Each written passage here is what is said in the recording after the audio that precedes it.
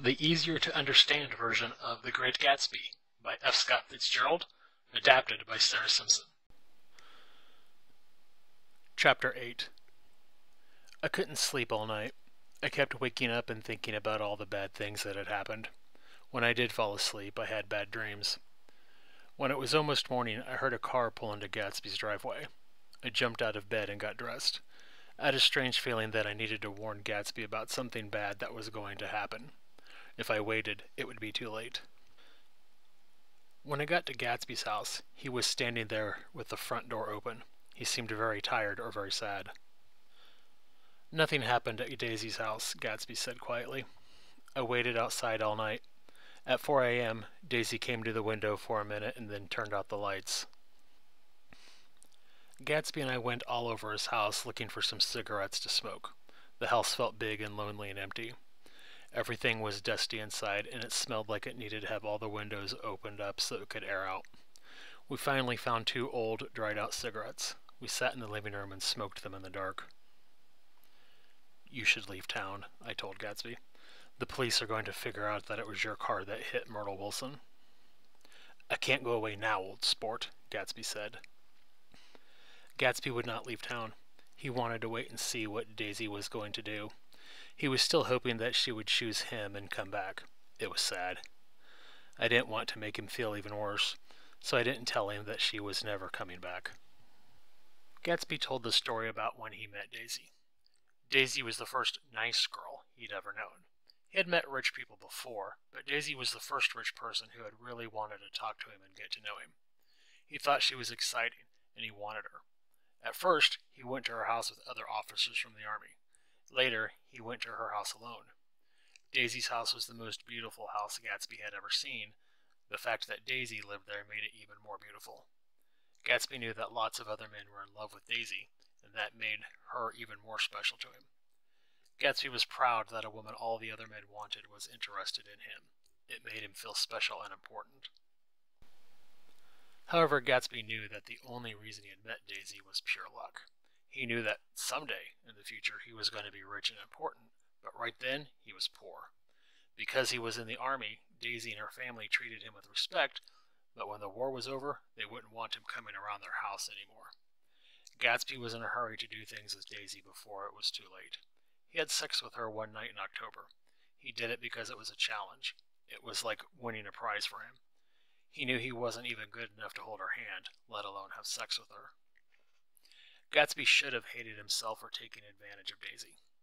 He got involved with Daisy and even had sex with her while pretending to be rich and important, like her. He tricked her. Gatsby made Daisy think he was able to marry her and take care of her, but he didn't have a nice rich family to help him, and being in the army meant he could be sent anywhere in the world with no notice. But he didn't hate himself for taking advantage of Daisy. Things with Daisy didn't turn out the way he planned. Gatsby probably planned to have sex with a beautiful rich girl and enjoy some fun before he went away to war. Instead, Gatsby fell in love with Daisy and would chase after her for the rest of his life. She became a symbol of everything Gatsby wanted from life. Gatsby felt connected to Daisy. He felt like they were married, even though they weren't. 2 days later, Gatsby went to Daisy's house. Everything about the house and Daisy felt like magic to him. The two of them sat on her front porch, kissing and talking.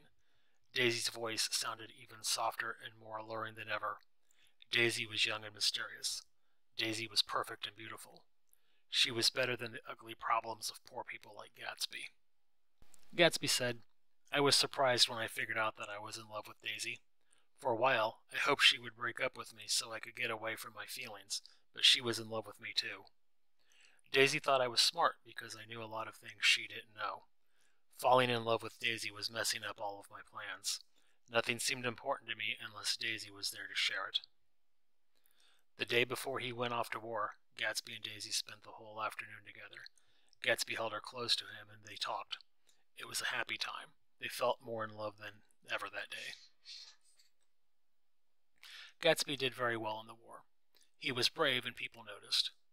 He was promoted in rank. After the war was over, Gatsby tried to go home, but he was sent to Oxford College in England by mistake. Gatsby and Daisy wrote letters the whole time he was away, and her letters were starting to sound sad and upset. Daisy wanted him to come home. She missed him and was starting to wonder if she was doing the right thing, waiting for him to come back. Daisy was young, and she lived in a world where nothing mattered but whatever fun her rich friends were having right then. She spent her days going to tea and her nights dancing at parties. It wasn't hard for her to forget all about Gatsby. She started going on dates with other men. Daisy got tired of waiting for Gatsby.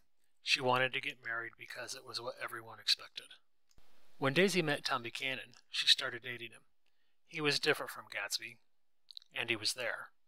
Daisy probably felt guilty about cheating on Gatsby for a little while, but that feeling went away. She wrote Gatsby a letter telling him she was getting married to Tom. Gatsby was still at Oxford. Gatsby finally came home when Tom and Daisy were on their honeymoon. Gatsby used the last of his money to go to Louisville. He knew Daisy wasn't there, but he wanted to walk around, reliving the happy times he had there with Daisy. After a week, he took the train away from the city. It was hot on the train, and Gatsby was sad. As the train went farther away from Louisville, he knew he had lost the best days of his life, and they were gone forever. By the time Gatsby was done telling me the whole story about him and Daisy, it was morning. "I don't think Daisy ever loved Tom," Gatsby said. He still wasn't ready to face reality. He thought he could make it true if he said it over and over again. "She was upset this afternoon, old sport," Gatsby said. "Tom said things in a way that upset her. He made me look like a bad person, and it scared her. She didn't mean it when she said she loved Tom. I mean, maybe she loved him for a minute when they first got married, but she always loved me more, right?" Then Gatsby said something strange that I didn't quite understand. "In any case," he said, "it was just personal." I think he meant that his love for Daisy was something personal just to him. Not even Daisy was really part of the experience. The morning air felt cool. There was a hint of fall in the breeze. Summer was ending. Gatsby's gardener came to Gatsby. "I'm going to drain the pool today, Mr. Gatsby," the gardener said. "That way the leaves won't fall in and clog it up." "Don't do it today," Gatsby said. "I want to go for a swim. I never used that pool all summer." I looked at my watch and stood up. "My train into the city for work will be here in 12 minutes, I said to Gatsby. "I've got to go." But I didn't go. I didn't want to go to work after the awful night I'd had. But I also didn't want to leave Gatsby by himself. I finally left after I had missed 2 more trains into the city. "I'll call you around noon," I told Gatsby, "to see how you're doing." "Yes, please call me, old sport," Gatsby said. "Daisy will probably call me today, too." He sounded so hopeful. I didn't have the heart to tell him I didn't think she would call. "Sure, she probably will," I said. Gatsby and I shook hands, and I started to walk away. I was almost to my house when I remembered something that I wanted to tell him. I turned around and shouted, "They're a rotten crowd. You're worth a whole damn bunch put together." I have always been glad I said that to Gatsby. It was the only nice thing I ever said to him. I disapproved of him the whole time I knew him. Gatsby nodded politely, then smiled that big, understanding smile I remembered from the first time I met him. I thanked him for always welcoming me into his house. All the people who came to the parties were thankful for that too. When I got to work, I couldn't concentrate. I fell asleep at my desk. Just before noon, the phone rang and woke me up. It was Jordan Baker. I usually liked it when she called me, but today she annoyed me. "I left Daisy's house," Jordan said. "I'm at my aunt's house now, but I'm going to stay with a different friend in Southampton later today." I knew it was good that Jordan left Daisy's house, but for some reason it annoyed me that she did it. Then Jordan said something that made me mad. "Nick, you weren't very nice to me last night." "Seriously?" I said. "Why does that even matter? We had way bigger problems than that last night." Jordan was silent. "I want to see you today, even if you weren't very nice to me," Jordan said. "I want to see you too," I said. I didn't mean it, but I didn't want to tell her all the reasons I was mad at her. "I can meet you in the city this afternoon," Jordan said. "I don't have to go to Southampton." "No," I said. "I'm too busy. I have a lot of work to do." "Okay," she said. Jordan and I talked a little longer. It was angry and uncomfortable. I don't know which of us hung up on the other, but the phone call ended badly. I called Gatsby next, but the line was busy. I tried to call him 4 more times, but I couldn't get through. It was only noon, but I was done working for the day. I couldn't concentrate. In the days after Myrtle's death, her husband, George, lost his mind. On the day Myrtle died, George found the dog leash that Tom bought Myrtle for the dog that day in the city. The leash was hidden in her dresser drawer. George asked his wife about it. It was an expensive leash, and he wanted to know where she got it. She told him it wasn't important. That was what started the fight between them that caused her to run into the road. George thought that the same man who gave her the dog leash was the one having an affair with her. The same man ran over her and killed her without even stopping, he decided. He was going to find out who the man was and make him pay for what he did to Myrtle. George started to think that the billboard for Dr. T.J. Eckelberg was the eyes of God watching him. His neighbors told him that it was just an old sign, but he still stared at it for hours. George Wilson didn't have any children. He didn't have any family to help him. He didn't go to church. He was crazy from grief.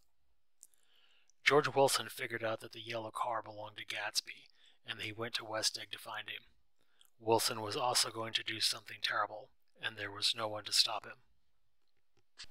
On the same day Wilson went to West Egg looking for Gatsby, Gatsby decided to go for a swim in his pool. Gatsby told the butler that he should come get him right away at the pool if anyone called or came to the house. Gatsby told the butler that his yellow car needed to stay in the garage, even though there was a dent that needed fixing on the front fender. The car should not be taken out of the garage. Nobody called Gatsby on the phone all afternoon. I think Gatsby knew that Daisy wouldn't call, but he didn't want it to be true. Gatsby didn't want to admit that his dream of getting Daisy had been foolish and unrealistic. As Gatsby floated in the pool thinking, George Wilson was hiding in the trees. Wilson had a gun. Wilson shot Gatsby and killed him. Gatsby's chauffeur heard the gunshots, but he didn't go see what had happened. I went to Gatsby's house that afternoon after work. I was still worried about him. When I got to his house, I had a feeling that something bad had happened. I had the butler take me to the pool so I could talk to Gatsby. When we got there, Gatsby's body was still floating on the pool float. There was a circle of blood around him in the water. We looked into the trees, and George Wilson's body was there. He had shot and killed himself after killing Gatsby.